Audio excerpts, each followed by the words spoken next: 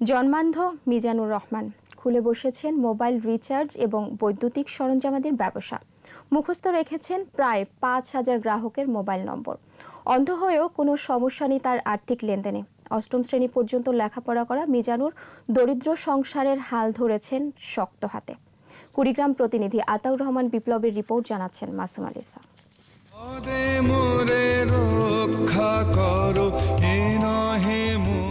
প্রতিভাবান এই জন্মান্ধ যুবক মিজানুরের বাড়ি কুড়িগ্রামের প্রত্যন্ত রৌমারী উপজেলার টাঙ্গারিপাড়া গ্রামে। ২২ বছর বয়সী মিজানুরকে অন্ধত্ব আর সংসারের অভাবের কারণে লেখাপড়ার পাঠ অষ্টম শ্রেণীতে শেষ করতে হয়েছে। তবে এসব প্রতিবন্ধকতা দমাতে পারেনি তাকে। ২০১৭ সালে স্থানীয় বাজারে খুলে বসেন মোবাইল রিচার্জ ও বৈদ্যুতিক সরঞ্জামাদির ব্যবসা। প্রথম দিকে সামান্য অসুবিধা হলেও কিছুদিনের মধ্যে স্বাভাবিক মানুষের মতোই অভ্যস্ত হয়ে পড়েন। মুখস্থ করে নেন নামসহ ৩,০০০ মোবাইল নম্বর। এছাড়া ২,০০০ গ্রাহকের কণ্ঠ শুনে কিংবা শেষ দুটি ডিজিট শুনে বুঝতে পারেন পুরো নম্বর। নির্ভুলভাবে চলে মোবাইল রিচার্জ সহ অন্যান্য ব্যবসা। একবারে দুটো সংখ্যা বললে আমি ফ্ল্যাক্সি লোড দিয়ে দিতে পারি। আমার কণ্ঠ শুনেই এখন আমরা টাকা দিতে পারি। চোখে দেখে না কেমনে বাইর করে দেয়। সন্তানের জন্য সরকার ও সমাজের বিত্তবানদের সহযোগিতা চায় মিজানুরের পরিবার।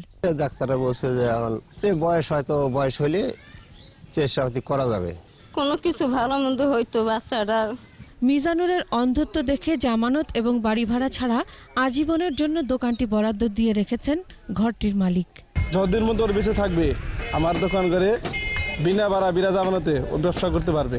চিকিৎসার জন্য কয়েক বছর আগে আর্থিক সহযোগিতা করেন স্থানীয় জনপ্রতিনিধি আর সরকারের বিভিন্ন প্রকল্পের সহযোগিতা প্রদানের আশ্বাস দিয়েছেন উপজেলা নির্বাহী কর্মকর্তা। জনপ্রতিনিধি হিসেবে আমি যতটুকু সহযোগিতা করা লাগে আমি সার্বিকভাবে তাকে সহযোগিতা করব। পরিবারটিকে দাঁড় করানোর জন্য যা কিছুই করার দরকার উপজেলা প্রশাসন রৌমারী সব ধরনের ব্যবস্থা করবে। ইচ্ছা শক্তির মাধ্যমে সকল প্রতিবন্ধকতাকে জয় করা যায় এমন দৃষ্টান্ত স্থাপন করেছেন কুড়িগ্রামের বিস্ময় বালক জন্মান্ধ মিজানুর। মাসুম আলিসা, ২১ টেলিভিশন।